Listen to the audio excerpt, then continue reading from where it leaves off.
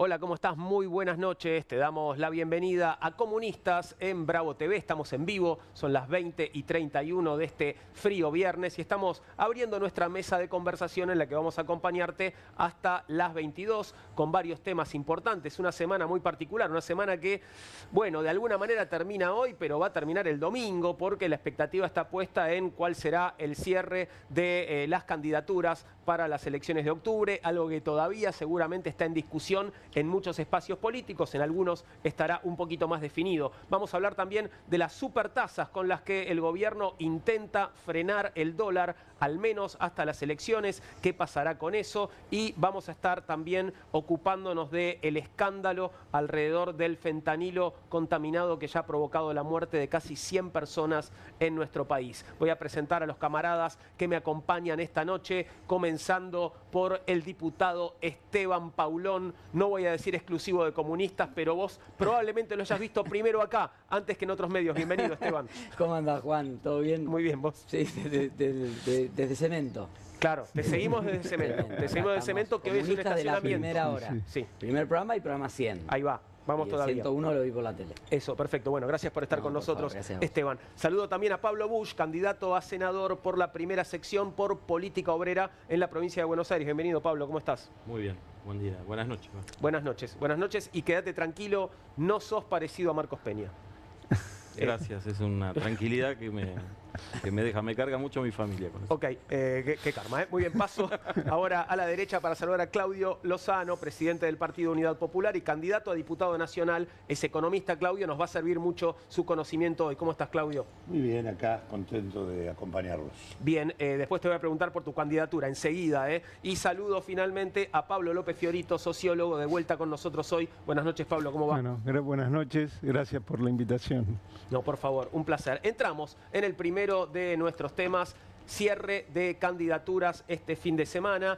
Sabés que ayer compartíamos imágenes del presidente allí en La Plata, bueno, acompañando a sus candidatos para la elección de septiembre. Después de eso, hoy por la mañana en la Casa Rosada, tuvo el presidente de la Nación un encuentro con sus principales ministros. El próximo domingo es la fecha límite para que las fuerzas políticas presenten los candidatos para las elecciones del 26 de octubre. El jefe de gabinete, Guillermo Francos, estuvo en Casa Rosada en este encuentro que se hizo en el Salón Eva Perón, y allí también los ministros Luis Caputo, Mariano Cunha Libarona, Economía y Justicia respectivamente, Luis Petri de Defensa, Gerardo Huertein, el canciller, Mario Lugones, el ministro de Salud, y Federico Sturzenegger, el responsable de desregulación y transformación del Estado. Ahí estás viendo una imagen de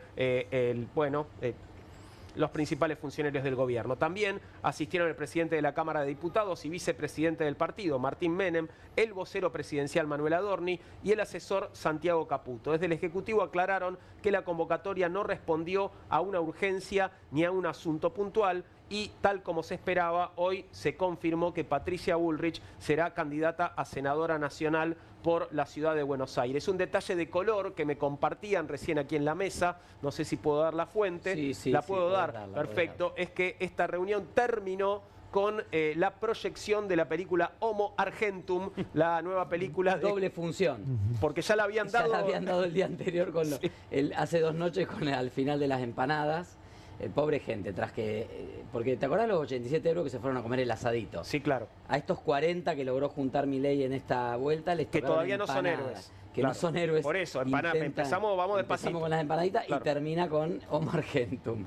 Y ahora en el gabinete, de nuevo. Y creo que alguna de la gente estaba repetida, o sea que tal vez 32 veces, 32 sketches, porque son 16 por película. Claro, hay que verla 2 veces tan seguido, ¿no? A mí me gusta mucho el cine de Connie Duprat, quiero decir, pero no sé si quiero ver 2 veces la misma película 2 días seguidos. Pero bueno, ordenémonos con respecto a las candidaturas, empezando por los candidatos que tenemos en la mesa. Claudio Lozano, candidato a diputado nacional, provincia de Buenos Aires. No, Ciudad de Buenos Aires. Ciudad de Buenos Aires. ¿En qué lista estamos?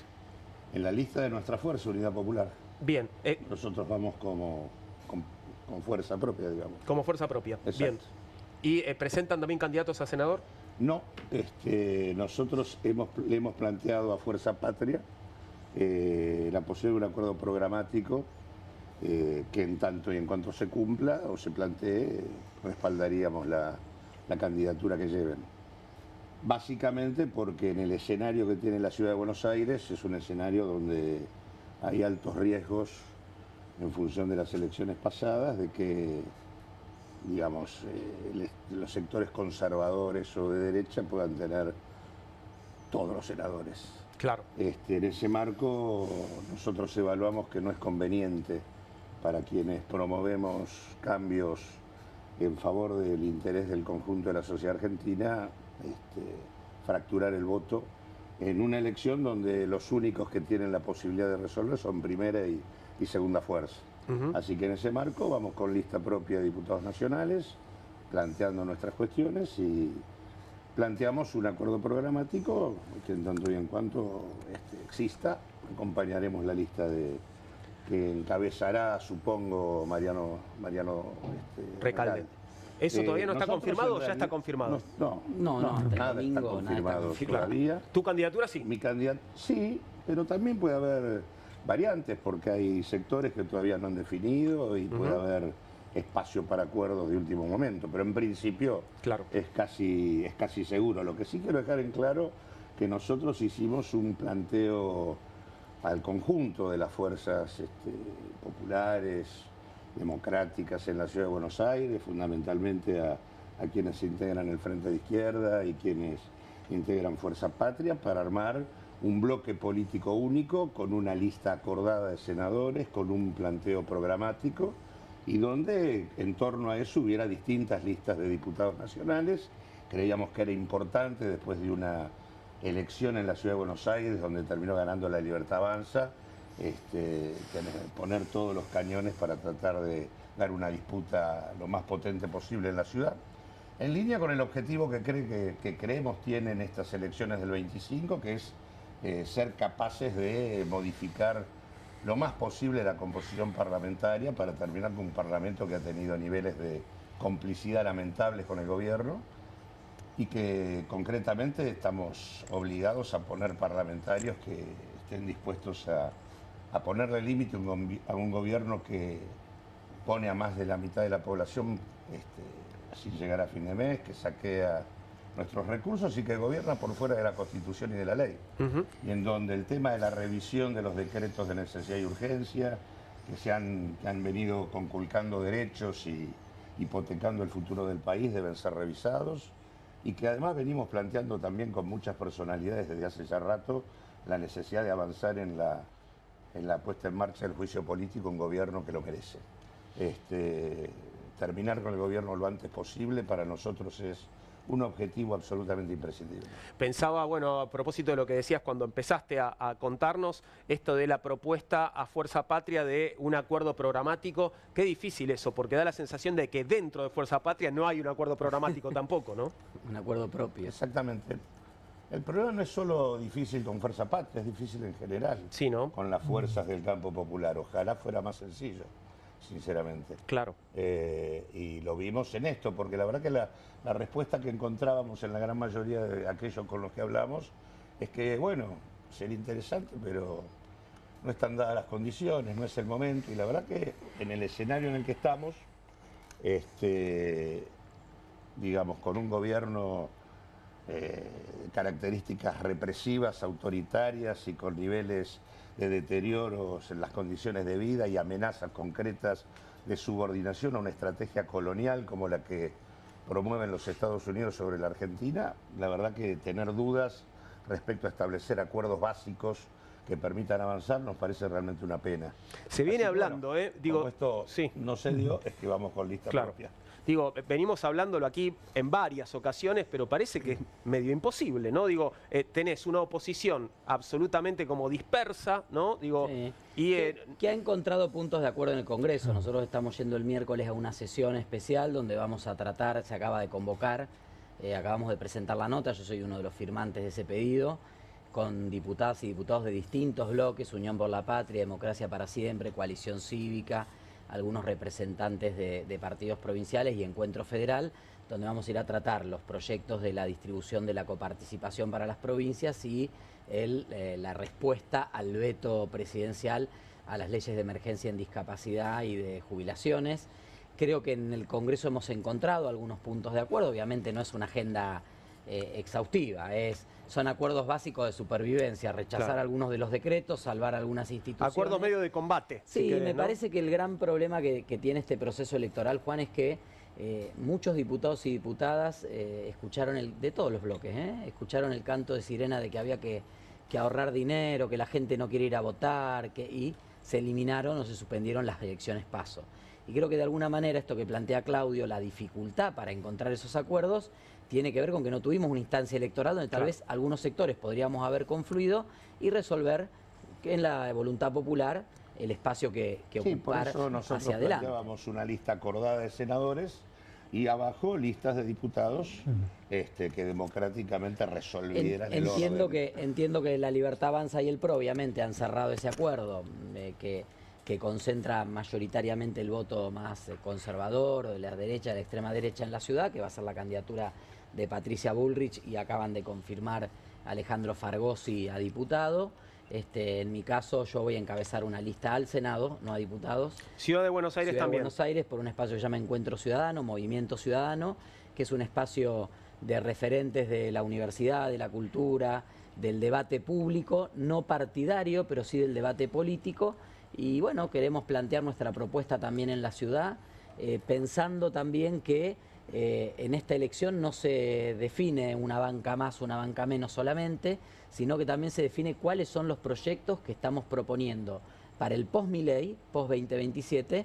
Nosotros queremos llevar esa propuesta a la campaña, que es un espacio válido para que podamos discutir eso, y obviamente luego de las elecciones, entiendo, seguirá dándose el diálogo en el Congreso y un diálogo por fuera del Congreso donde espero no cometamos o no cometan, pues yo voté en contra de la suspensión de las PASO, no se cometa el mismo error y en el 2027 podamos llegar distintas fuerzas políticas que tenemos matices, pero que miramos la realidad muy críticamente en relación a Milei y creemos que hay que plantear otra alternativa política argentina, podamos llegar a una PASO donde dirimir candidaturas y espacios y participaciones y a partir de allí obviamente buscar una propuesta que construya ese post-Milei que no es, obviamente, por supuesto, no es Milei, no es su modelo, pero que tampoco mira al pasado, ¿no? Digo, vos decías por ahí Fuerza Patria no encuentra el acuerdo programático. Creo que hay una dificultad en muchos espacios políticos de qué es lo que le proponemos a la sociedad. Y está bien lo que se haya hecho bien antes, o seguramente hay cosas para rescatar, pero nadie vota porque en el 2004 hicimos una buena política o generamos algo, sino que acá hay una falta de expectativa de futuro que se ve en la abstención electoral, de mucha gente que incluso habiéndolo votado a Milei se decepcionó y hoy no va a ir a votar a nadie, porque dice, al final eran todos iguales, y en algunos de los partidos políticos y en algunas de las fuerzas políticas hacer una propuesta concreta de cuál es el plan a futuro, más allá de pensar que hay que restituir todo lo que hubo y ponerle plata. Hay que pensar, hay que pensar disruptivamente, hay que pensar nuevas institucionalidades, hay que pensar nuevas formas y obviamente un programa económico y de política social muy distinto al que lleva adelante el gobierno de Milei. Quiero sumar un punto a esto, es el hecho de que para nosotros también el principal problema es la falta de democratización en el sistema político. Y en este sentido, más allá de las limitaciones que tenían las PASO y que eran absolutamente corregibles, haber anulado esa posibilidad le pone un límite muy concreto a la posibilidad de los acuerdos. Pero más allá de eso, creo que el tipo de acuerdos que se logran en el Congreso son también los que logramos muchas veces en el campo de la lucha social. Claro. Desde las organizaciones populares, territoriales, sindicales, se han logrado movilizaciones y convocatorias de multitudes en la Argentina en torno a temas centrales como la universidad o como el Garrahan, y defendiendo derechos que han sido claramente conculcados. El tema es que el problema que seguimos teniendo es que en lugar de discutir quién, hay que discutir qué. Y esa agenda que puede parecer tan elemental, para nosotros era clave en esta elección, porque no estamos viviendo una etapa más, digamos. Acá hay urgencia en sacar a este gobierno. Esto es lo que me parece que por lo menos quiero poner como enfoque distinto. Sí, yo creo que vas a coincidir en esa urgencia, Pablo. El tema del 2027 para mí es algo que la política puede poner, pero la situación que atraviesa la sociedad argentina y la amenaza que hay sobre lo que viene ocurriendo en términos económicos y sociales y en función de la estrategia norteamericana de injerencia sobre el país, y en el marco de un proceso que tiene componentes nazifascistas importantes. En ese contexto era imprescindible una agenda común y es imprescindible que el Parlamento pueda pensar el único recurso institucional que tenemos para poder desplazar un gobierno que todos los días funciona por fuera de la Constitución y de la ley. Este me parece que es el planteo que estamos dejando pasar como fuerzas populares. No necesitamos una agenda que plantee la revolución en toda su profundidad. Necesitamos una agenda de avance que le dé legalidad al avance de la discusión en la Argentina para una nueva estrategia de desarrollo. Quiero escuchar a los Pablos. Sí. A ver, Pablo Busch. Sí. Bueno, lo primero es evidente que las fuerzas que están acá presentes y en discusión están en una discusión de los problemas de sus fuerzas, de los problemas de las PASO, de si las PASO sí, la PASO no, la unidad sí, la unidad no. Y la realidad es que el pueblo argentino está viviendo una situación como no ha vivido nunca. Hay un retroceso social, laboral y económico de las familias que es todavía mayor a lo de 2001. Y obviamente que hay un repudio fenomenal al gobierno que entregó en 2023 el país devastado y que le abrió el camino al ascenso de Javier Milei. Un loco con una motosierra no gana por cualquier cosa, gana, la gente no está loca, la gente no es tonta, gana porque los que estaban se pelearon en el gobierno y dejaron una crisis mayor que la de la Rúa. De la Rúa gobernó hasta el final y Cristina y Alberto se pelearon y dejaron un vacío en la presidencia que abrió el camino y hay gente que le reconoce a Milei el poder de decisión. Ahora, los problemas que atraviesa la población, por ejemplo, los trabajadores hoy están endeudándose, lo dicen los supermercados, lo dicen, están endeudándose para comer. Los jubilados están optando entre una comida y la otra. Los trabajadores están recibiendo una paritaria firmada por los sindicatos del campo popular del 1%, del 1,5% todos los meses, perdiendo contra la inflación, mientras el gobierno le otorga tasas a los especuladores del 4,5% mensual. Es una confiscación histórica. Entonces, la salida no va a provenir de las fuerzas que han destruido el país, que han fracasado. La salida es un gobierno de trabajadores, un gobierno socialista, que invierta las prioridades en la toma de decisiones de este país. Milei veta el aumento a los jubilados en beneficio de la especulación financiera. Milei veta la emergencia en discapacidad en beneficio de la especulación financiera. Bueno, un gobierno de trabajadores aumentaría los salarios, aumentaría las jubilaciones y dejaría de pagarle al Fondo Monetario Internacional y rompería con la deuda especulativa esta que nos tiene sometidos hace décadas.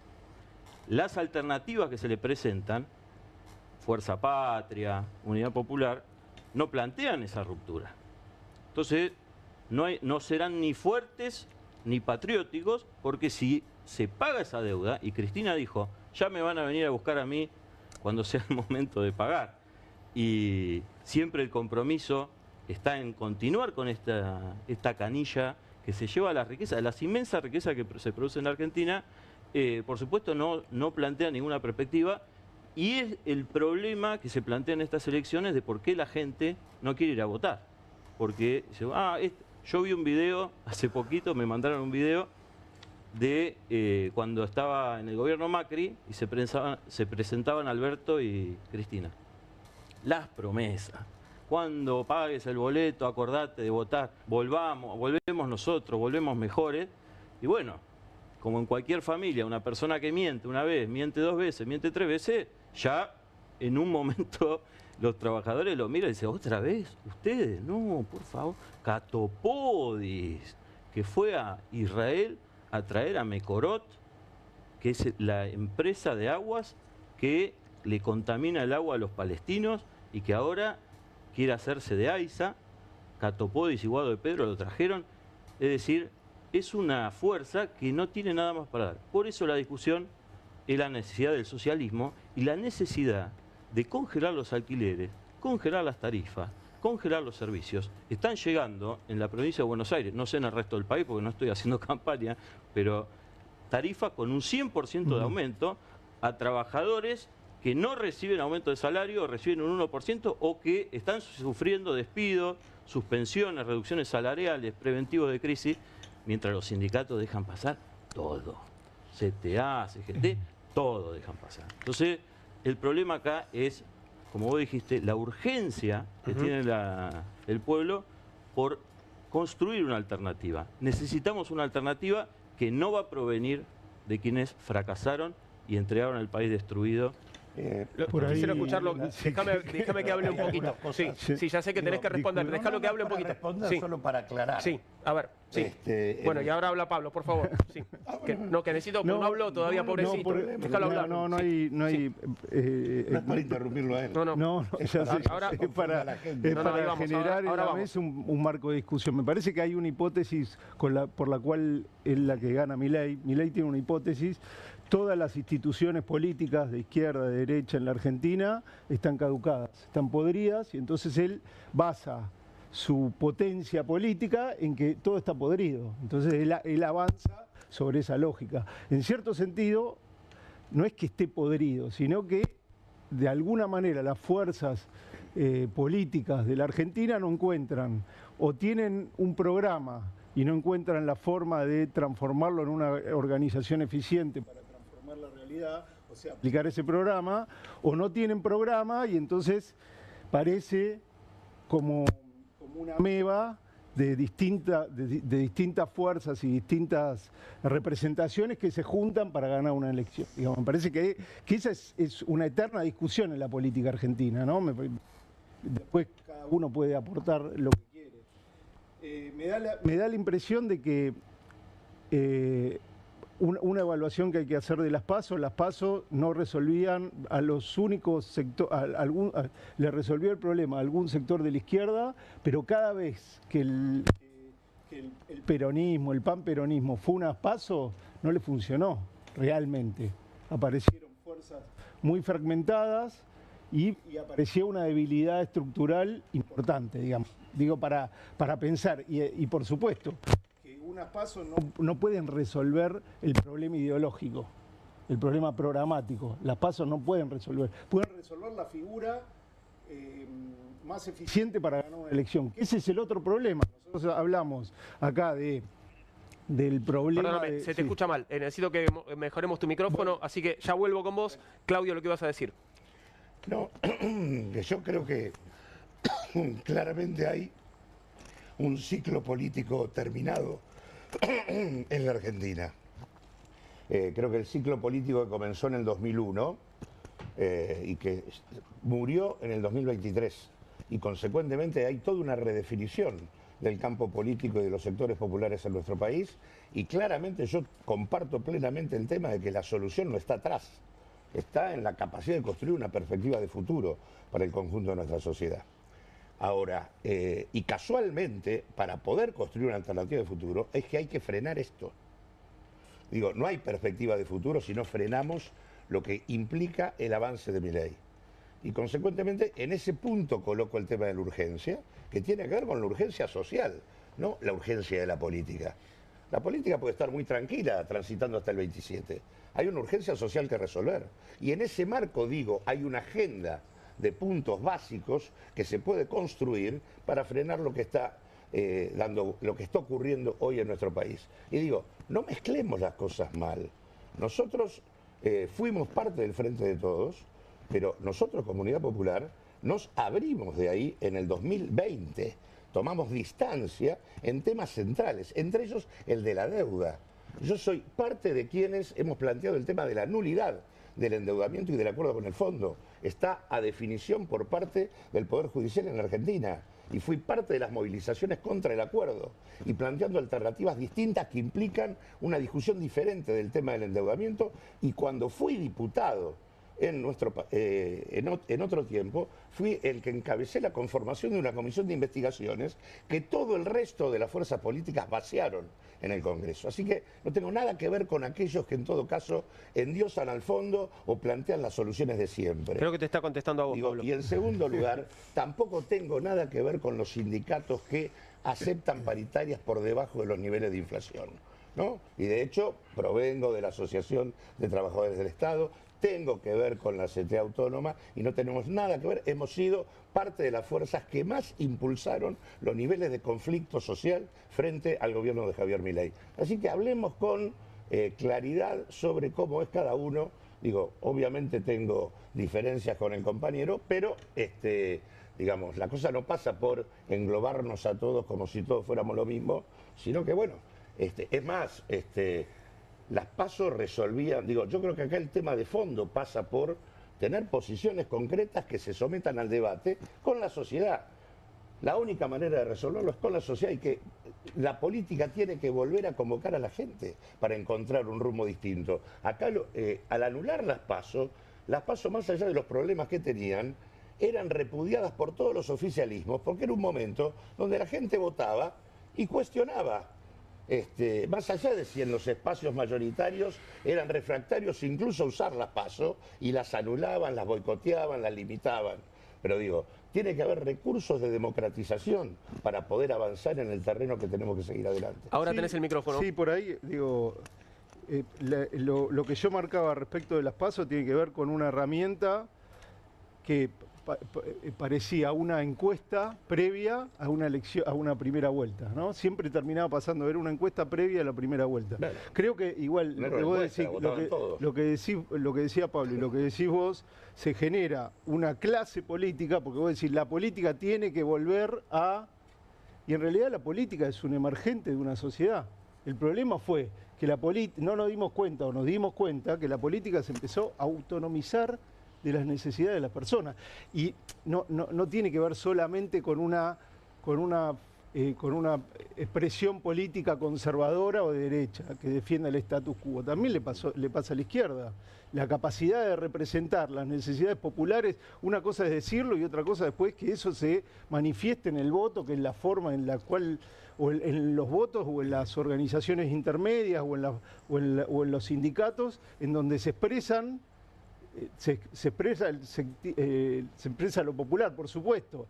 Las ideas que dominan en un momento histórico son las ideas de la clase dominante, por supuesto. Entonces me puede decir, bueno, como esas ideas son las que gobiernan, nunca voy a tener éxito como fuerza de izquierda. Bueno, son las problemáticas por las cuales atravesamos hoy en día, sumado a una sociedad que vive en permanente inmediatez, con lo cual el tiempo para la programática, no hay un tiempo para la programática. Vivimos en TikTok, vivimos en Instagram, vivimos en espacios en los cuales tampoco cualquier fuerza que se defina de izquierda o progresista se puede terminar de expresar. Nuestras ideas no se pueden expresar en un TikTok o en un Instagram. En 30 segundos. No tenemos tiempo en 30 segundos de que se expresen nuestras ideas. Y después dejé de prestarte atención. Claro. Después ya está, después ya pasé a que la candidata de La Libertad Avanza en Corrientes es... Virginia Gallardo, ¿no? Digamos, pasamos con esa facilidad. Sí. Bueno, novedad, perdón, ya que lo dijiste, hoy tuvimos la novedad de Karen Reinhardt, ¿no? Sí. Se incorpora Karen Reinhardt como candidata a diputada. O sea, tenés Expert, Karen Reinhardt. Sería Expert, Reinhardt, Santilli. Santilli estás abajo de Karen Reinhardt, te lo quiero decir. Pero ese es un golpe a lo nuestro, porque es un golpe de buscar a alguien conocido que ya tiene un marco de conocimiento que en la política argentina ya empezó... quizá con el menemismo, claramente con el menemismo, pero es parte de la realidad actual. Es parte de la realidad actual. Lo mediático se impone a lo programático, a la organización y el nuevo instrumento, política. La nueva herramienta electoral, que es la boleta única, favorece mucho, porque en la boleta se centraliza mucho la persona, el candidato, la candidata, y no tanto. De hecho, los binomios van en la boleta, primer y segundo candidato o candidata, en el orden en que estén. Entonces, y después los nombres. Y después los primeros nombres de la lista. Igual solo cuando digo la política, yo no me refiero al sistema institucional o a la política partidaria. Me refiero a la política en general, a la política como la herramienta de democratización de la sociedad para devolverle poder a la comunidad para decidir sobre cómo quiere vivir en comunidad. Esa es la política que por lo menos a nosotros nos interesa. Las elecciones son una parte, de esta historia. Para nosotros la política es integral, pasa por todos los ámbitos y de lo que se trata es de tener capacidad de articular todo eso en un proyecto común. Es una construcción. Eso es clarísimo, Claudio, que es una parte. Ahora, esa parte define quién gobierna 4 años. También, pero esa parte, o sea, y no gobierna Javier Milei ahora, ¿no? Y esa parte ahora va a discutir no el gobierno, va a discutir el Parlamento. Y lo que nosotros necesitamos es que un Parlamento que ahora se despertó un poquito en el marco de la coyuntura electoral, pero que tuvo un comportamiento abiertamente cómplice con la gestión de Milei durante prácticamente los 2 años, se tenga una composición parlamentaria distinta. Por eso es que era imprescindible en torno al tema de terminar con el gobierno por decreto, revisar los decretos de necesidad y urgencia, avanzar en el tema de juicio político, poner la prioridad sobre la política de recomposición de ingresos populares, anular el decreto que define el acuerdo con el fondo, y plantear la posibilidad de una discusión diferente. Eso es imprescindible hacerlo ahora. Ese es el planteo que nosotros tenemos. Esta es la urgencia de la hora. Tener un Parlamento que termine con el gobierno por decreto y un gobierno que gobierna por fuera de la Constitución y de la ley. Y los que van al Parlamento tienen que tener esto claro. No puede pasar, como ha pasado, que hubo multitudes pidiendo a la universidad y el Parlamento no tenía ni quórum para garantizar la discusión del presupuesto universitario. O que voten un proyecto para garantizar el financiamiento y los mismos que no votaron, después terminen dándose vuelta y bancando el veto de Milei. Por eso digo, la discusión es esta. ¿Qué Parlamento necesitamos para frenar esto y abrirle la puerta a un tiempo distinto en la Argentina?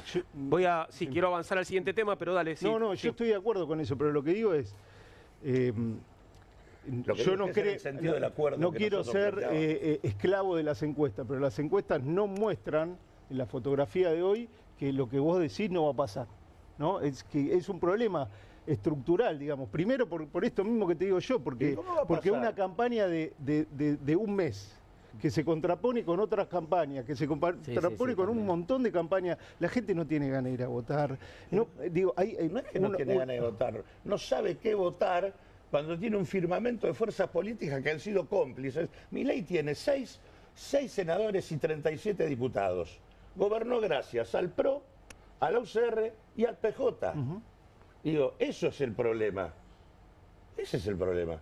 Y por eso la gente, la crisis de representación política que se manifestó con claridad con el emergente de Milei en el 2023, la gente tomó eso para cuestionar todo. En realidad, hoy, frente a la demostración de que esto no resuelve nada, al contrario, hay un malestar creciente con lo que es este gobierno, da como resultado que pasó en las primeras 8 elecciones. Ausentismo récord en todos lados. Bueno, por lo menos las fuerzas con las que nosotros trabajamos en dirección a construir otro tipo de desarrollo político en la Argentina. Y obviamente tenés los medios en contra, tenés un montón de situaciones que te llevan a tener las limitaciones que tenemos hoy. Pero el comportamiento de la gente es absolutamente racional. No quiere volver para atrás, por lo tanto, yo cuando digo un acuerdo con Fuerza Patria, estoy diciendo un acuerdo con la única fuerza que puede tener y acompañar expresiones populares y que puede disputar la senaduría. La verdad me preocuparía tener 3 senadores de la derecha elegidos en la Ciudad de Buenos Aires. La verdad me preocuparía tener algo que ver con fracturar el voto que tiene que ver con eso. Por eso es que proponíamos esa lista de acuerdos. Lamentablemente no existió. Yo no vengo a fracturar va por esa banca. Ahí Esteban va por esa banca. Me parece que la derecha se organizó no lo digo por vos, particularmente. No lo digo por vos, que sé que tenés el comportamiento que has tenido en el Parlamento, incluso te has diferenciado de tu bloque, que ha tenido un comportamiento distinto al tuyo. Así que en ese sentido, lo que digo es... Llego al Senado, está clara mi posición ahí.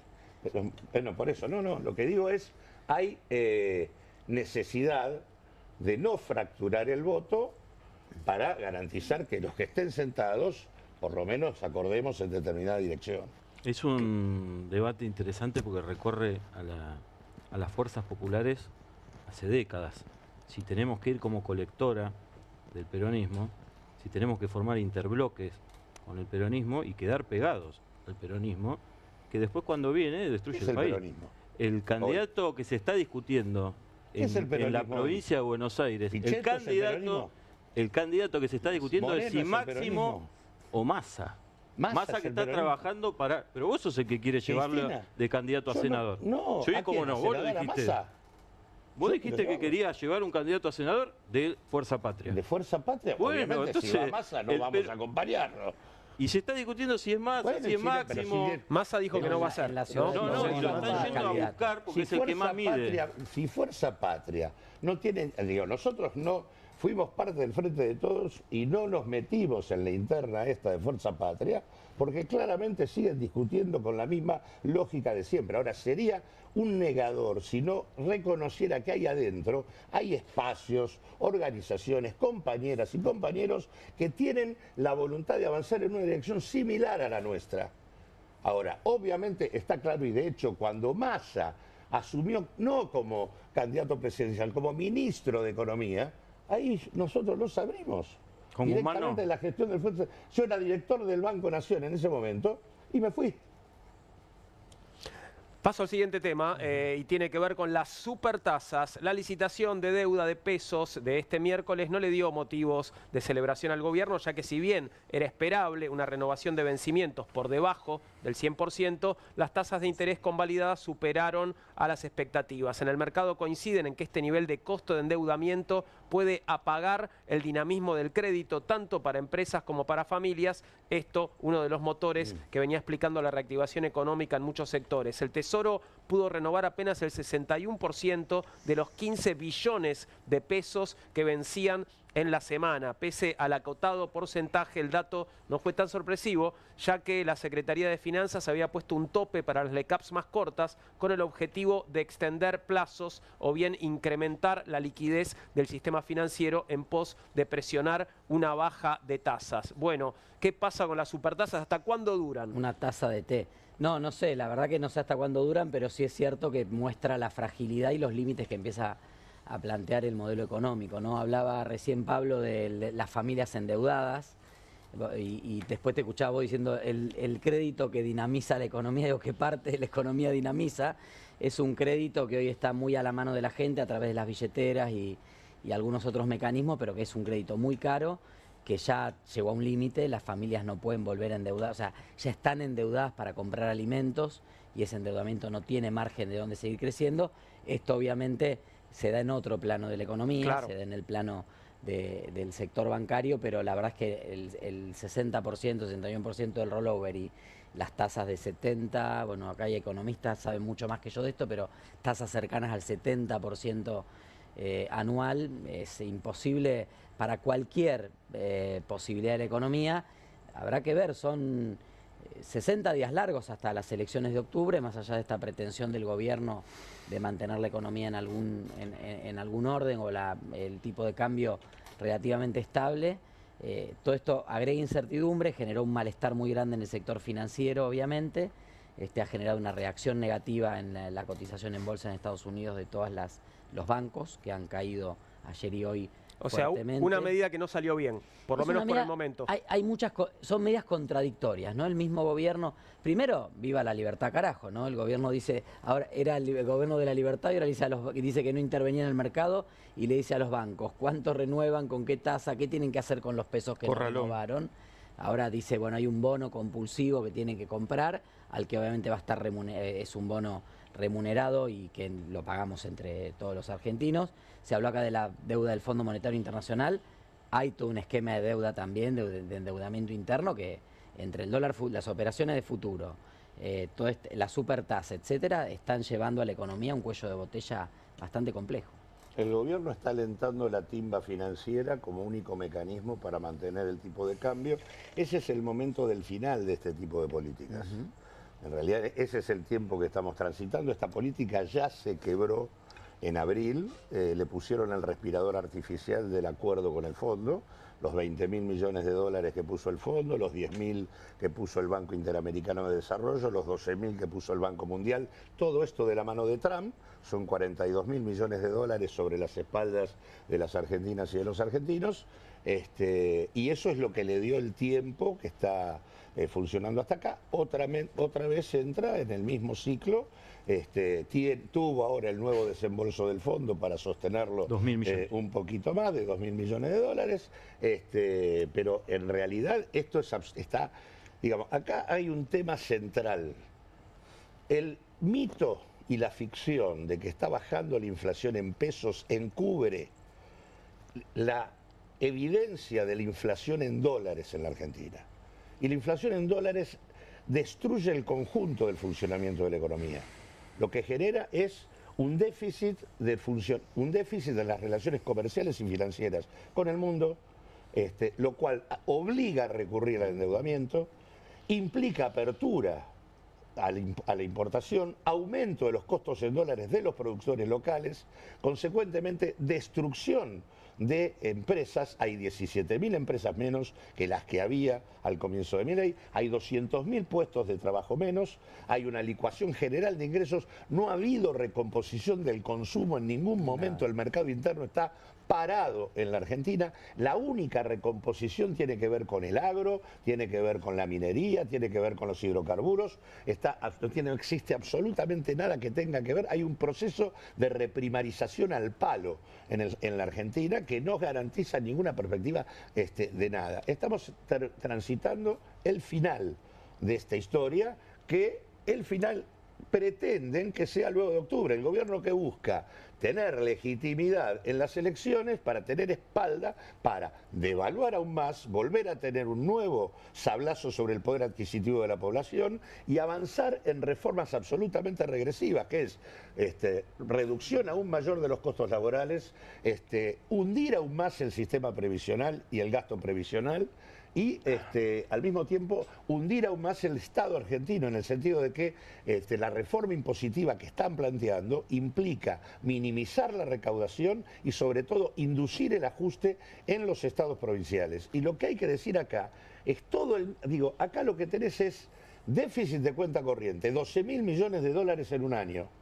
Erosión del saldo comercial, cada vez es menor el saldo comercial porque se multiplican las importaciones y se estancan las exportaciones.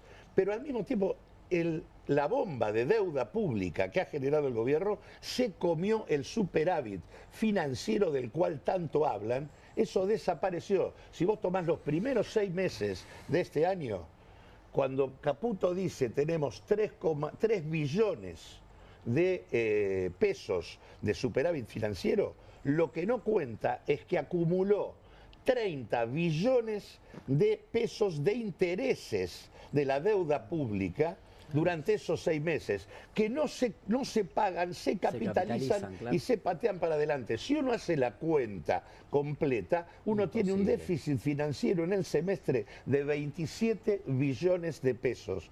Eso es digamos, acá, porque aparte de todo es más ajuste, porque es más deuda pública que paga el Tesoro ajustando, digamos, hoy estamos gastando más en intereses que el gasto que se hace en el sistema previsional argentino. Se paga más de intereses mensuales que de jubilaciones y pensiones. Yo tengo el punto de vista de que esta nueva refinanciación expresa que el gobierno ha tocado el punto final de su plan económico. El único activo que tiene el gobierno de Milei y Caputo en este momento es que los que entregaron el país con tasas a 150% no tienen mucha autoridad para criticar las tasas a 70%. Entonces, si la gente dice, sí, bueno, esto es tremendo, pero yo quiero ir para otro lado, quiero ir para lo que significa estas tasas de interés para la economía, para la industria. Hoy nosotros hicimos una actividad en el Parque Industrial de Pilar, donde yo trabajo, y cuesta encontrar fábricas que volantear. Se ha convertido en una especie de desierto, porque en donde no hay suspensiones, hay cierre, donde no se cerró Kimberly-Clark, hay despido acá. Ayer se anunció la quiebra de Celulosa y los despidos en Tapebicuá, en Corrientes, que es una empresa gigantesca del papel. Es decir, los trabajadores están pagando con su reducción salarial, con las suspensiones, con los despidos, este plan económico del gobierno que contemplaba eso, lo daba era una fatalidad, esto iba a pasar, había que frenar la economía, este plan económico era frenar la economía, pero que ha fracasado también en el apoyo internacional, porque por más que Trump y Scott Bessent financien y presionen sobre el FMI, los dólares ya se fueron. Hoy se desplomaron las acciones argentinas en Estados Unidos, la tasa de interés mensual de 4,5% es obscena en un país donde no se homologan paritarias arriba del 1% mensual. Vale más especular y hacer timba que trabajar en este país. Y quiero decir algo, Milei se cansó de decir que tomar deuda era emisión futura. Inclusive se lo dijo a Patricia Bullrich en un debate, que iba a hacer con las LELIX, no sé si se acuerdan. Hasta que llegó al gobierno. Claro. Ahora que llegó al gobierno, como bien dijo Claudio, no contabiliza los intereses se contabilizan al final, entonces da superávit, pero están tomando deuda, es el plan platita para los bancos de Javier Milei. Es obsceno. Lo que usted toma en dimensión, solo por pago de diferencias en contratos de futuro hay 500.000 millones de pesos. Solo en ese instrumento, que es uno de los tantos instrumentos que usa el gobierno para pisar o para morigerar la devaluación. Y eso es emisión futura o emisión presente, es pago. Y un poco lo decía Claudio antes, entras en ese círculo que vimos tantas veces en el ciclo económico argentino de un ajuste que es necesario para poder pagar la deuda y hay que volver a ajustar y el torniquete se ajusta y llega un momento... Una película que ya vimos. ¿Cuándo fue la última vez que vimos esta película? 2018. 2018. Claro. 2018. Esta es la cuarta etapa del proyecto oligárquico que vivió la Argentina en el 76, que continuó con Menem, que siguió con Macri y que ahora tiene como mascarón de prueba Milei. Pero digo, en realidad, en el mismo momento en que el fondo estaba dando los 20.000 millones de dólares, en ese mismo momento en la Argentina se estaban yendo, que adelantó 12.000, entraban 12.000 de los 20.000, se estaban yendo más de 12.000 millones de dólares entre déficit en turismo y fuga de capitales. Y el fondo tiene en su estatuto prohibido prestarle a países en situación de fuga de capitales. El fondo es absoluta corresponsable de la crisis argentina. Argentina no tiene por qué aceptar la validez de ese endeudamiento, porque el fondo violó todo su estatuto en esto. Argentina... No es la primera vez que lo hace con nuestro país, por otro lado, ¿no? Ya lo había hecho antes con Macri, ¿no? Lo hizo con Macri, en donde hay... Lo termina reconociendo. Digamos, el propio fondo al interior de su organismo lo reconoce.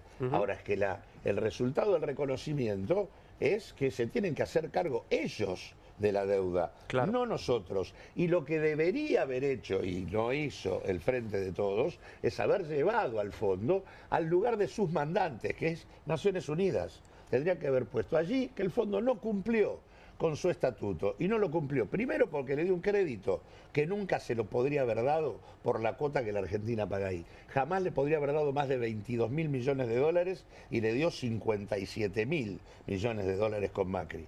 No puede prestarle un país en situación de fuga de capitales, y la Argentina ha sido el paraíso de la fuga en la etapa de Macri, como lo está haciendo también ahora. Y el fondo también tiene en su estatuto establecido que si percibe que cuando ingresan los fondos por una ventanilla se van por la otra, tiene que frenar. Cerrar la canilla. Tiene que frenar el financiamiento. Bueno, acá se le da. Si vos no haces nada con eso y no lo planteás, no debatís en esos términos, no declarás la nulidad desde el punto de vista de la jurisprudencia local, porque nunca pasó por el Parlamento, es más, en este caso por decreto de necesidad y urgencia. La Constitución Nacional le prohíbe a los legisladores delegar en el Poder Ejecutivo Nacional la discusión del endeudamiento. Y acá le firmaron un decreto donde no existía ni siquiera una coma respecto a lo que se iba a acordar. Digo, esto es absolutamente nulo desde el punto de vista de la jurisprudencia local y es absolutamente irregular desde el punto de vista del comportamiento del fondo. Argentina tiene todos los elementos para discutir esto de otra manera. Pero Pablo, no, claramente, me parece que hay dos o tres cosas que uno viene pensando. Bueno, el tema de no hay emisión monetaria y bueno, y lo de las tasas que vienen diciendo, claramente hay emisión monetaria. Una de los planteos siempre de Milei era expropiador, ¿no? Usaba la palabra expropiador todo el tiempo. Y este gobierno es expropiador de los jubilados, de la clase trabajadora, de las clases medias, de los universitarios. Expropia una riqueza y se la pasa a los sectores concentrados. O sea, digo, para también utilizar las palabras que ellos utilizan para denostar cualquier programa progresista de izquierda, digamos. Entonces, claramente hay un proceso de expropiación de riquezas que va de los sectores que menos tienen a los sectores que más tienen. Es un degenerado fiscal. El país se grafica en la caída en el consumo de leche del orden del 18% y que el grupo empresario lácteo por excelencia, Mastelone, declaró ganancias en la bolsa que se incrementaron en el 530% durante el curso del año 2024. Entonces, mientras cae el consumo de leche, el gran productor de lácteos en la Argentina tiene un aumento del 530% en su rentabilidad neta. ¿Cómo puede ser? ¿Cómo hacen? Precios en dólares. El precios en dólares de los mercados, y los precios en dólares que tienen capacidad para fijar, y el carry trade, del cual participan con la liquidez que obtienen en lo que controlan. Que no es la liquidez de la leche. Y el Estado que funciona como garante para que eso ocurra. Vamos a hacer una pequeña pausa y vamos a volver. Les quiero contar que hace unos minutos nada más habló el ministro de Salud, habló Mario Lugones. Así que lo vamos a ver. Habla, efectivamente. Es silente, ¿viste? Habla. Los ministros de salud en este gobierno son silentes. El primero no hablaba, este no hablaba. Lo vamos a escuchar y vamos a meternos con el escándalo del fentanilo contaminado que ha provocado más de 90 muertes, casi 100 muertos en la Argentina, y esperemos que no haya más. Una pequeña pausa y continuamos.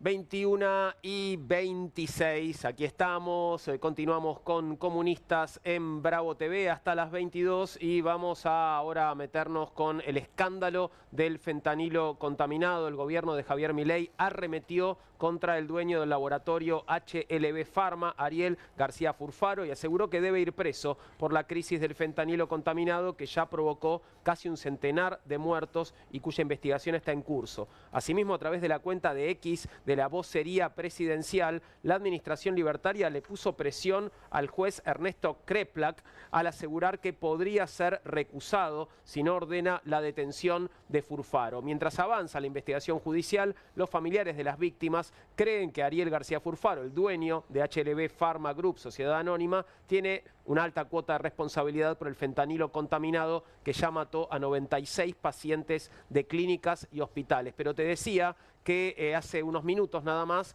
en otro canal, estuvo el ministro de Salud, Mario Lugones, que no había hablado sobre esto públicamente, ni sobre nada, ¿no? Creo que, bueno, sí habló sobre los exámenes de los residentes. Sí, creo que en ese tema se metió, ¿no? Sí. En el tema de los anteojitos espías. Sí, pero en la crisis de la salud, Garrahan, etcétera, no dijo mucho. De eso no. Vamos a ver lo que pasaba. Me dicen que, te lo adelanto, no te lo quiero spoilear, pero me dicen que un Mario Lugones visiblemente conmovido es el que pudo verse en otro canal de televisión y ahora lo compartimos. De que no hay otros laboratorios con otros García Furfaro. Nunca se hicieron tantas. Esto no tiene antecedentes, ministro, esta cantidad de muertos. No tiene antecedentes. No tiene antecedentes. No, coincido con vos, no tiene antecedentes y me pongo muy mal cuando hablo de esto. Porque soy médico. Y es un atentado a la gente. No sé si me explico. Es un atentado a la gente. No tienen derecho a hacer lo que hicieron. Es de mala gente. Es el ministro de Salud. No es de mala gente, es de falta de controles, es de connivencia con el poder. Mira, déjame hacer una breve historia, rapidísimo. 2016, Laboratorio Apolo en Rosario, García Furfaro era uno de los titulares. Explota el laboratorio, hiriendo gravemente. Explota, literal. Boom. Por un problema en la caldera de producción de suero, 5 personas heridas gravemente, eso va a juicio, García Furfaro se le declara bueno, pues se lo libera, se lo exime, hay 2 de sus socios, eran 5 socios que sí son condenados a una probation. ¿Cuál fue la probation? Ir unos días por semana a limpiar el Museo del Partido Justicialista de San Nicolás. Esa probation le da el juez. Más cercano, sí, insólito, o sea, no se entiende. Al dueño lo liberaron, lo eximen de... Perdóname, ¿hubo heridos, hubo muertos en esta explosión? Muertos no, 5 heridos graves, empleados, porque obviamente en este caso del fentanilo, que hoy se habla de las 97 muertes, no quiere... para llevar tranquilidad, se supone que esas ampollas contaminadas ya no están en circulación, pero sí quiero señalar 2 o 3 irregularidades que son bastante evidentes. Primero, en el mes de noviembre, el laboratorio HLB Pharma tiene más de 138 llamados de atención y resoluciones de ANMAT que le marcan distintos problemas en los procesos de producción. Antes de esto. Antes de esto. Siguió produciendo. Esto ocurre en el gobierno de Milei, del cual Lugones no era ministro porque entró, hubo un ministro de salud anterior, pero digo, esto que tanto lo conmueve porque es de mala gente, la administración del ANMAT de este gobierno le permitió seguir produciendo a HLB Pharma, que ya tenía una mala fama porque el empresario tiene los papeles un poquito flojos y que siempre fue un poco visto con recelo, pero como tenía buenos precios y era muy agresivo en la cuestión comercial, en la parte comercial, público y privado le compraban la medicación. En noviembre se detecta la contaminación de estas ampollas de fentanilo. Recién en febrero son retiradas de la circulación. ¿Qué hace ANMAT para retirarlas de la circulación? Manda un mail. O sea, no manda una inspección, no manda equipos, no manda gente a retirar. Manda un mail confiando en la buena voluntad. Entonces, entre noviembre y febrero, que se aplican esas ampollas, ahí está, a partir de la contaminación, esas ampollas están contaminadas por 2 bacterias, o por lo menos son las bacterias que se han detectado.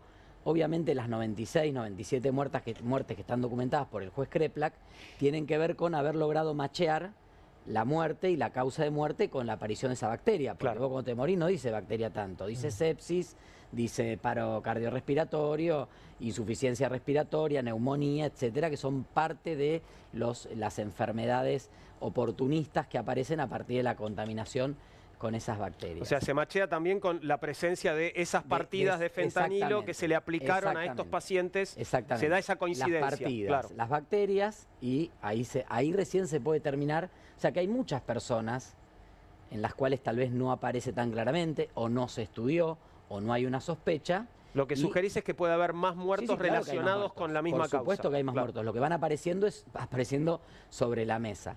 Otro tema también, porque lo veíamos hace 2 días, yo lo dije en la comisión el otro día, que en la Comisión de Salud, que aprobamos un pedido de informe de 25 preguntas que el ministro, espero que después de que terminó de llorar, esté escribiendo el pedido de informes, que salió por unanimidad.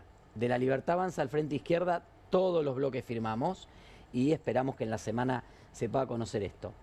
El ministro de Desregulación, Sturzenegger, que estuvo hablando de este tema con Jonathan Vial y pasó un mal momento, quizás después vemos... Espera un poquito, ¿querés verlo? Lo vemos, así podés comentarlo. Bueno, un titubeante, Federico Sturzenegger, también en TN, míralo. Y con Lucas, que falló el ANMAT, ¿a qué te estabas refiriendo? ¿Al ANMAT kirchnerista? ¿No el ANMAT actual? No, te estoy diciendo, el ANMAT actual, cuando recibe información sobre este tema, actúa absolutamente inmediatamente. El ministro Lugones da la instrucción, se actúa absolutamente inmediatamente, se retira el producto. Entonces, estamos hablando del ANMAT. ¿Por qué te digo del ANMAT kirchnerista? Pero perdóname, la producción del fentanilo contaminado es de diciembre de 2024. Sí, por supuesto. O sea, en realidad el control de los medicamentos, no sé, vos no controlás absolutamente cada pastilla y cada ampolla. Lo que quieras. Por supuesto que la desregulación es fundamental, pero también la lucha contra la corrupción, porque en este caso las inspecciones de ANMAT existieron, las fallas críticas las encontraron, pero dejaron seguir produciendo al laboratorio. No es un tema de que estaban saturados de trabajo. Sí, allá en el 2020, ¿no? Ahora. Ella dice, noviembre, digamos, noviembre 2024. Lo que pasa es lo que hizo el gobierno, me estás hablando de noviembre del 2024, que era la cosa, definió los productos que le parecía que eran inapropiados y eso los retiró del mercado, ¿no? Entonces, que no era, quizás, vos me decís, no era toda la paleta de productos que producía ese laboratorio. Claro, pero encontraron fallas críticas que, según el manual del propio ANMAT, son justamente causales de clausura y aún así no los clausuraron. Solo hicieron el recupero. Tu pregunta es ¿por qué no cerraron HLB Pharma? Quizás podés, digamos, preguntar, quizás es una cosa bastante técnica para preguntarle al ANMAT, pero entiendo que depende, digamos, de la criticidad en los procesos de los distintos procesos productivos de justicia. Perdón, si entiendo bien, más allá de que teníamos un desfasaje entre imagen y sonido, pero Sturzenegger la mandó a preguntarle a ANMAT. Le dijo, ¿podrías preguntarle a ANMAT? Sí, básicamente él bueno intenta... que el fentanillo lo sacaron del anexo de lo que tenía que controlar el ANMAT en el primer proceso de desregulación. Déjame agregar, exactamente, pero no es de ANMAT, y aparte de eso, decir que en paralelo que estaba pasando esto, donde el ministro reconoce que en noviembre se habían porque termina reconociendo, pero dice la ANMAT de otra época, kirchnerista, no sé qué, termina reconociendo que en noviembre aparecen esas fallas. Él dice, ¿se retiraron? No se retiró nada. Se retiraron en febrero. Claro. Él reconoce noviembre y el mail de ANMAT para retirar las partidas es de febrero. Pero aparte, en paralelo, entre enero y febrero, la motosierra desreguladora de Sturzenegger, que decía el chiste de que tenía un cartel en la pared que decía me quedan 30 días de facultades delegadas, etcétera, eliminó la regulación de aduana para la importación del fentanilo. ¿Qué pasó con HLB Pharma? Importa fentanilo, cantidades extremadamente superiores a las normales de fentanilo, y misteriosamente 2 hechos que ocurren. Primero, se queman 5 kilos de fentanilo, porque dicen que estaba vencido. Lo compraron, lo trajeron sin esta regulación que había sido suspendida por 2 meses, que uno podría decir, bueno, se les pasó la motosierra y no se dieron cuenta, después tuvieron que reponer esa resolución, pero hubo una ventana de 2 meses en paralelo a este tema, porque fue en enero y febrero, en paralelo a que ya habían aparecido las alertas, en paralelo a que ya todavía no se habían pedido el retiro de las ampollas, y lo otro es que el laboratorio sufre uno de esos misteriosos ataques donde se queman papeles, explota algo, se rompe, alguien roba una carpeta. Entonces, la verdad que hay más allá de que hay una connivencia de este grupo de muchos años y posiblemente porque este empresario fue uno de los que viajó en uno de los aviones a Rusia y quería producir la Sputnik en Argentina en la época del COVID, podemos encontrar seguramente varios muertos en el placar de García Furfaro. Ahora, lo que es concreto en este caso puntual es que en noviembre hubo una alerta, que era una alerta sobre ese producto puntual, que es una de las más de 130 alertas que había sobre ese laboratorio que nunca se mandó a cerrar hasta no hace poco. ¿Quién tenía que mandarlo a cerrar? Esa es la pregunta. Bueno, la ANMAT.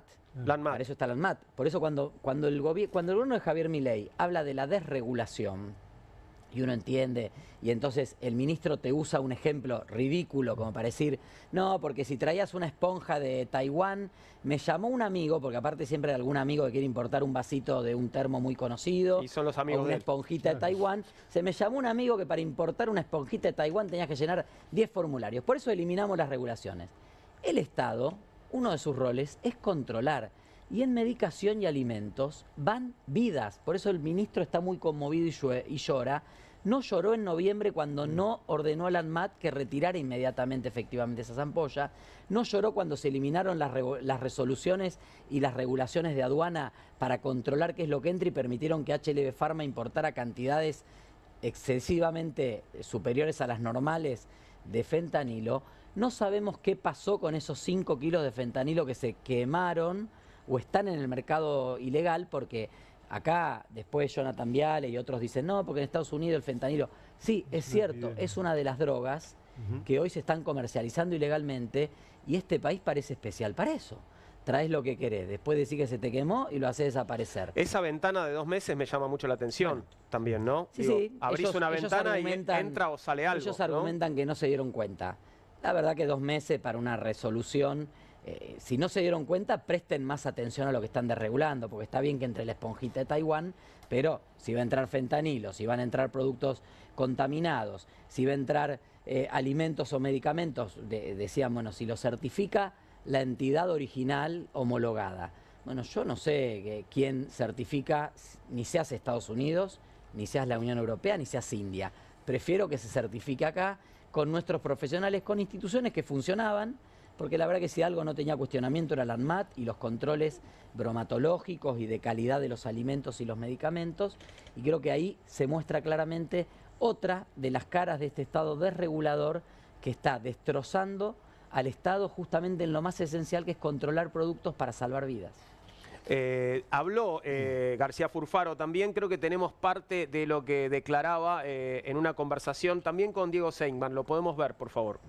Vos lo que está diciendo es que este gobierno te infiltró una bacteria como si fuera una película de ciencia ficción del superagente para sacarte de juego con el riesgo de matar, de un escándalo nacional. No, yo no digo que el gobierno mató gente. ¿Te das cuenta que lo que estás diciendo es un escándalo nacional?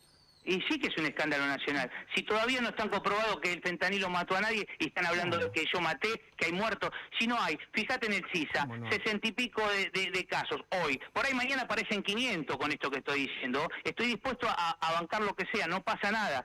30 casos que dicen que coinciden. Ahora tenés que averiguar si realmente el medicamento influyó, no influyó. Pero no podés decir desde el día 1 que maté gente, esto es una operación. Yo no digo nada, lo que contamina. Denuncia una operación. ¿Cuál sería la operación en este caso? Que le imputan, digamos, las muertes al fentanilo y que él no tiene nada que ver, o que le contaminaron. La relación entre el fentanilo y es muy difícil de demostrar. Pero está demostrada, o no está demostrada. El juez la da por demostrada. Si me permitís leer, porque es algo muy técnico, pero, por favor. Porque la verdad que no me lo aprendí. Bien. Pero digo, las bacterias son la Klebsiella pneumoniae y la Rhastoria piquetti.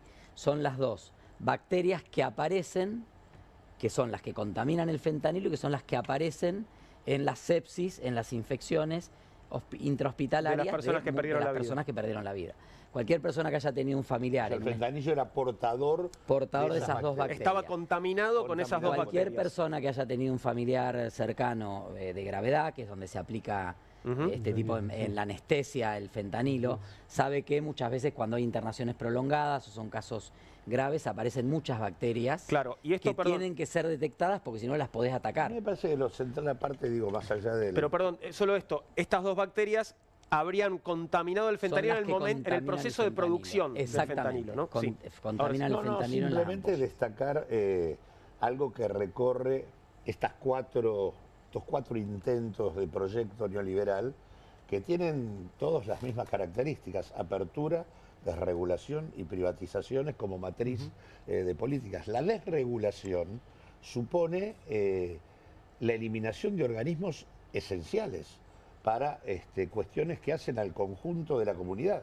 Digo, el tema del papel del INTA y del INTI en la certificación, tanto sea de alimentos en un caso como en el tema de la certificación de las importaciones, es esencial. El que certifica importaciones es el INTI. Y ese es el que desregulan. Digo, y va desde el fentanillo hasta los preservativos, ¿no? Pasando, digo, las pilas, ¿no? Las pilas importadas. Cuando no se certificaban las pilas importadas, nos mandaban cualquier basura. Bueno, está pasando. Vuelve a pasar. Acaban de... Claro, pero que aparte ahora lo estás corriendo de la certificación. Total. Entonces digo, me parece que entender que el proceso de desguace estatal supone eliminar aquellas funciones que hacen a la posibilidad de organizar la vida en comunidad es el tema central del asunto, ¿no?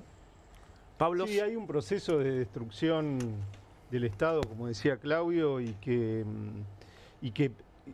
inclusive no tiene argumentos fidedignos, porque hay nuevas tecnologías para controlar determinadas cosas. No hace falta que todo sea tan burocrático como le gusta ver a Sturzenegger en todos lados, una burocracia que no permite el crecimiento de la economía y el mercado, digamos. Eso no pasa y pone en riesgo la vida de todos los argentinos y las argentinas. Por eso el ministro llora ahora, pero no llora por el Garrahan, no llora por ninguna de las bestialidades que está haciendo este gobierno con el sistema de salud, digamos, ¿no? Me parece que eso es importante. Y después también la utilización política que intenta hacer el gobierno, de decir, bueno, este era un empresario kirchnerista, ¿no? Siempre esa utilización política para...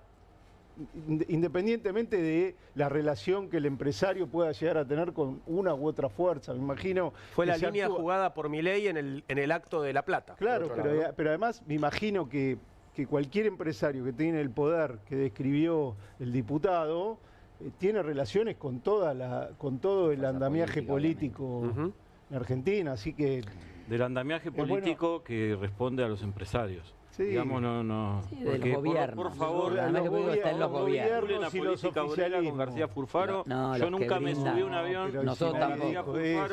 Ni los socialistas tampoco. Claro. Somos querellantes en la causa popular. Porque acá hay funcionarios del gobierno anterior. Que ahora pero vos sabés que el total de los organismos que están eliminando de la motosierra, digo, porque en otra mentira es que eso es para eliminar el déficit fiscal. No existe. Representan el 2,8% del total del gasto público. Eso, todos los organismos... No del PBI, del gasto público, del presupuesto. Es una locura. Me cuentan que tenemos más de Mario Lugones y que Mario Lugones en este caso le entra a García Furfaro. Podemos ver esto desde hace un ratito nada más, el ministro de Salud hablando sobre el dueño del laboratorio señalado. ¿Puede contar sobre cómo está la situación del fentanilo contaminado?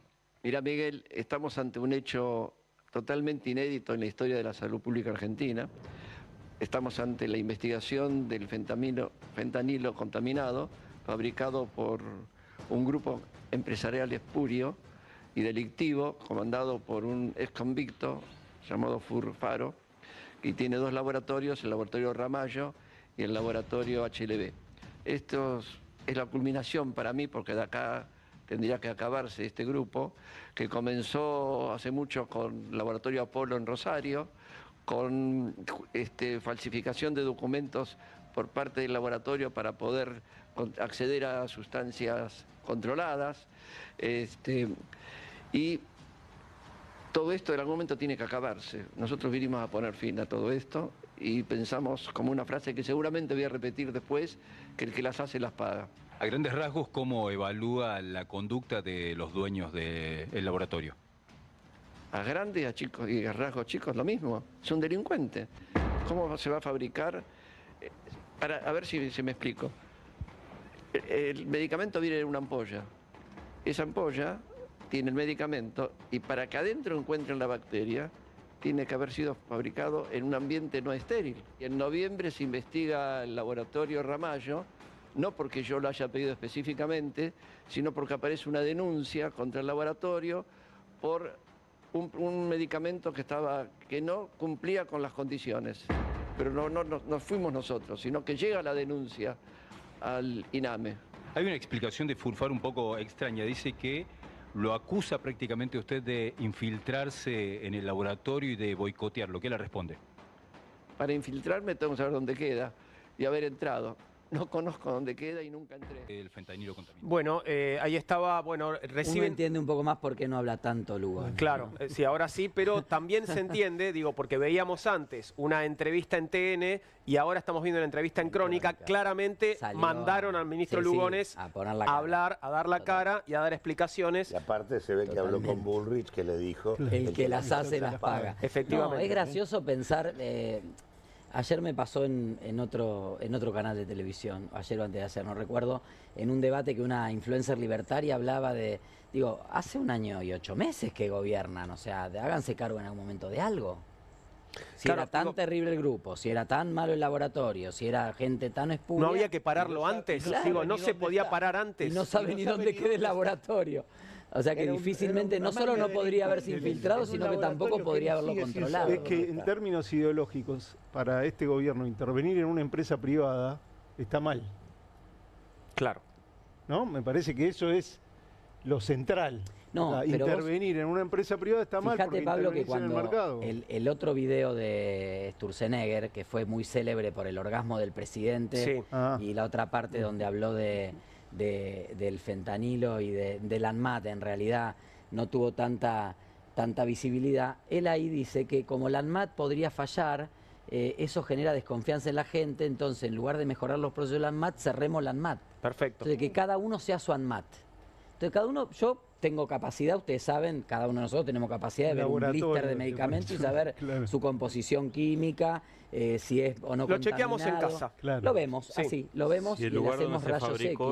Si el lugar donde se fabricó estaba contaminado. Buenas prácticas de la manufactura. Es insólito lo que está planteando, entiendo muy de la mano.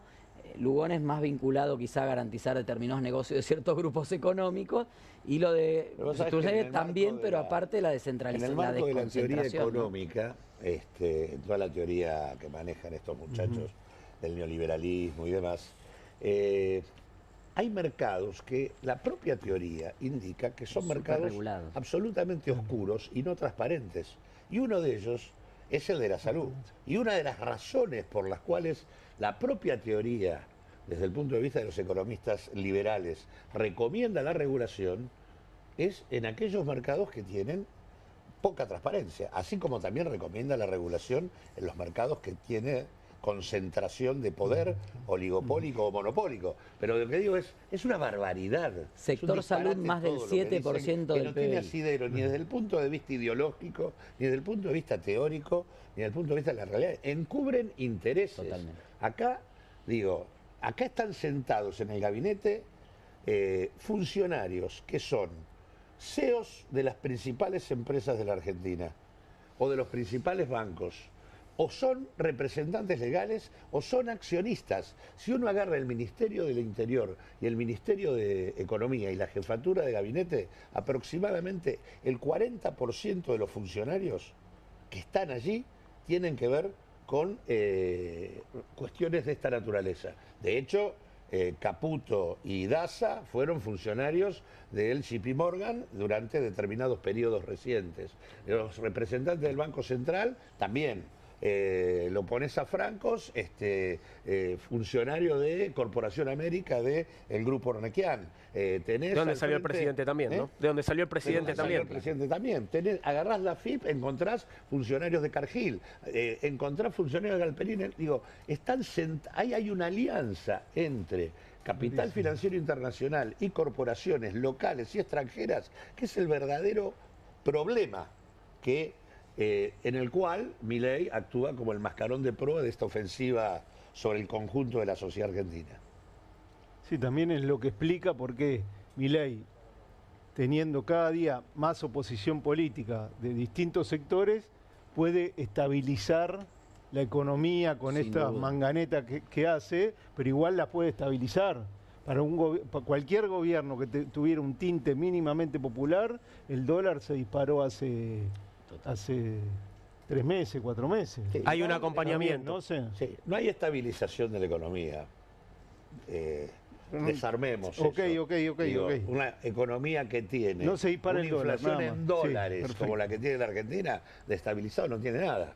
Y si te fijás y tenés que el 25% de la población laboral son más o menos 5 millones de personas, están buscando laburo todos los días, porque acá te dicen que es el 8% la tasa de desempleo, pero no cuentan que hay un 15, 16% de gente que tiene trabajo y busca laburo cotidianamente, porque su laburo tiene ingresos de miseria, y estamos en el pico del pluriempleo en la Argentina, 2,5 millones de personas que tienen 3 laburos, 900.000 laburantes con jornadas de entre 13 y 16 horas, ni el siglo XIX tenemos hoy.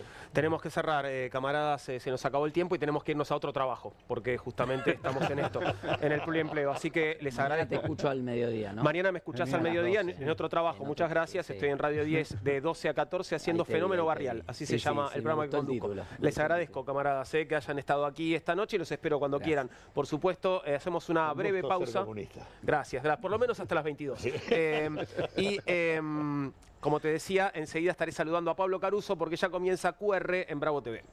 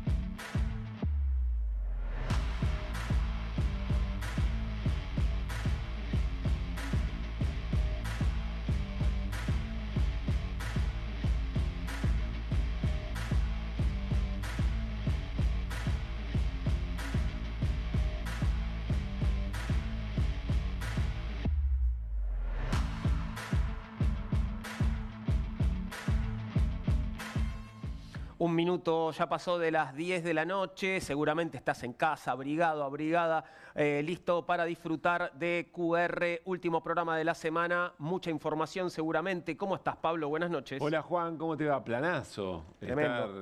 Estar, ¿no? Atrinchado en alguna manta, bajo alguna manta. Tomando una copita de vino. No está nada mal, ¿eh? ¿No? Nada mal. Para esta es jornada. lo que voy a hacer, ¿eh? La segunda hora la veo así. Muy bien. Bueno, sí, claro, un cierre de semana con este día no laborable, pero para los que nos gusta la política, de muchísima rosca, de mucho suspenso sobre cómo van a estar.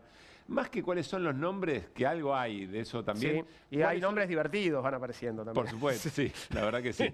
Ahora vamos a tener una mesa muy interesante a repasar todo lo que hay y todo lo que puede ser, pero sobre todo la lógica, tratar de entender la lógica con la cual se va pensando, es decir, la estrategia de cada espacio político sobre qué juega en cada lugar, ¿no? Te vas dando cuenta qué tienen en la cabeza, ¿no? Sí, y además, sobre todo porque pensando en las provincias que desdoblan, hay alguien que está pensando en un juego a dos tiempos. Claro. Es decir, pensando, bueno, a ver si en la provincia de Buenos Aires pasa tal cosa, entonces en octubre puede rebotar de esta manera. Creo que va a pasar tal cosa, entonces en octubre juego o no juego a este nombre propio, que en realidad mejor no quemarlo para el 27. O sí, si creo que me va bien, lo voy. Bueno, todo eso me parece interesante, sobre todo porque también te dice cómo la política está leyendo a la sociedad. Totalmente. Y después, bueno, se nos viene el resultado, que es la única encuesta que vale, Juan, ¿no? Así es. Bueno, va a ser, es un tiempo corto el que falta para la elección, pero también eso nos va a ser largo, me parece, ¿no? Ambas cosas. Sí. Viste, el tiempo es relativo, dijo Alberto en algún momento, otro Alberto. Sí, sí, claro. Y Sí. tenía razón. Nosotros le dimos muchos usos a eso, pero tenía razón. Bueno, en el marco de la campaña, no sé si viste lo que, ya no digital, ya no en términos de postales digitales, sino lo que apareció en algunos lugares de la provincia de Buenos Aires y por lo que pregunté, va a aparecer todavía con mayor frecuencia en más distritos de la provincia de Buenos Aires, sobre todo el conurbano. Es esto, mira, Juan. A ver. Este es un cartel físico, la política analógica, digamos. Sí.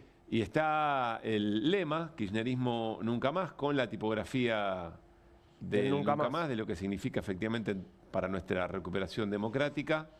El 7 de septiembre votar la libertad avanza y ahí aparecen las distintas figuras del peronismo y aliados, caracterizados como zombies. Claro, sí. Efectivamente, vos decías, no ya en lo digital, porque ya habían hecho un video con inteligencia artificial en el que teníamos, creo, más o menos a los mismos personajes caracterizados de la misma forma, ¿no? Así es. Pero ahora ya está esto que es en una autopista, ¿no? Sí, seguramente. es en altura, es seguramente cerca de alguna autopista, pero bueno, para que tenga mucha visibilidad. Se identificaron dos por ahora, pero ahí hay toda una decisión de campaña, ¿no? Sí, claro. O y sea, hay presupuesto también. Y por supuesto, sí, claro. De dónde viene, no preguntar. Pero más allá de eso, a ningún espacio de la política creo que ¿no? La trazabilidad. Pero más allá de eso, nosotros siempre nos preguntamos, Juan, ¿qué cosa es caer en la trampa de la provocación y hasta dónde alertar sobre las cosas que nos parecen un montón? A mí, francamente, me pasó con esto, me gustaría saber, vos no lo había visto, creo, y quiero preguntarte qué te pasa. Pero mi primer reflejo siempre frente a estas cosas, che, esto es un montón, acá se corre un límite. Y esta vez empecé a preguntar a personas que no tienen necesariamente la misma subjetividad política que tengo yo o la misma relación con la política. Y a todas las personas que le pregunté, el reflejo es, che, es un montón. Acá se corre una línea. Sí. No sé qué te pasa a vos. Yo siento que las líneas están corridas. Ya están corridas, ya venían corridas antes de este cartel. Entonces, lamentablemente, lo que te tengo que decir es que no me sorprende porque el uso del nunca más ya lo vimos, ya lo habíamos visto. Digo, primero la aparición ahí en La Matanza, después la insistencia de Milei en el acto en el Club Atenas en La Plata, ahora esto. Y ya habíamos visto también a los dirigentes del peronismo caracterizados como zombies. Entonces, la verdad es que, por supuesto que es un montón, pero lamento decir que no me sorprende y que creo que solamente es el principio, que va a venir más de esto, ¿no? Bueno, vos sabés que voy a cometer una infidencia. Uno de nuestros productores, cuando compartíamos esto y lo charlamos temprano, decía, che, esto termina mal. Porque, a ver, es cierto, lo digital, no sé si está bien, pero a lo digital le damos un changüí, ¿no? Como, bueno, hay cosas que van circulando, que se hacen con inteligencia artificial. Acá hay una decisión de jugar esto formalmente en una campaña. como parte formal de una campaña. O sea, acá hay un mensaje formal de campaña que tiene que ver con la caracterización de un adversario político no como un otro dentro del juego. Esto hay que matarlo, hay que erradicarlo, hay que exterminarlo. Ese era el sentido de lo digital. Sí. Y ni siquiera me quiero meter en lo de nunca más, porque acá más el nunca más está asociado con un muerto vivo. Sí. Con lo cual, por ahí soy yo el que va a buscar estas cosas muy pequeñas. No, es que, bueno, probablemente seas vos porque, digo, tal vez ni siquiera se pusieron a pensar eso, no se ponen a pensar en ese detalle. Puede ser. Y después, lo que esto transmite es odiemos. Claro. No odiamos lo suficiente, y nosotros decíamos acá, sacale lo de los periodistas. La clave, la herramienta es no odiamos lo suficiente, ¿viste? Entonces, no importa quién. Sí. Yo voy a coincidir con mi compañero. Ojalá que no sé, que en algún momento sea un mal recuerdo, pero estas cosas que van impulsando a gente que por ahí con la política tiene no sé si lee tan, viste, los pliegues, las complejidades, por ahí el mensaje que transmite es a esta gente hay que odiarla, hay que terminarla. Y a mí me parece que esto nos lleva, sin duda, viste, a lugares muy, muy oscuros. Sin duda, bueno, van a aparecer los mandriles, también digo, esto de la deshumanización, seguramente vamos a tener más imágenes, digo, de este tono, ¿no? Sí. Lamentablemente esto recién empieza, así que vayamos preparándonos, y algo igual me parece importante, y creo que es lo que también estás diciendo de alguna forma, que esto tampoco hay que naturalizarlo. Claro. ¿No? Solo para cerrar, Juan, sabés que me quedaría horas charlando, disfruto mucho que conversemos. También yo, muchas gracias. Está claro que acá, si estamos esperando algún tipo de regulaciones sobre lo que se puede y no se puede en un mensaje político. No van a venir. Yo creo que finalmente es octubre, o sea, es la sociedad diciendo, che, esto no, o esto no más, no es por acá, no. Acompañamos el experimento, pero le ponemos un límite a esta manera de hacer las cosas, no solamente a un espacio político, a nombres propios, le ponemos un límite a una manera de entender la política y de relacionarnos. No sé, creo que ese es el único veredicto, digamos. Sí, ojalá que así sea. Pablo, buenas noches, buen programa y buen fin de semana. Buen fin de semana, Juan, que pases muy bien.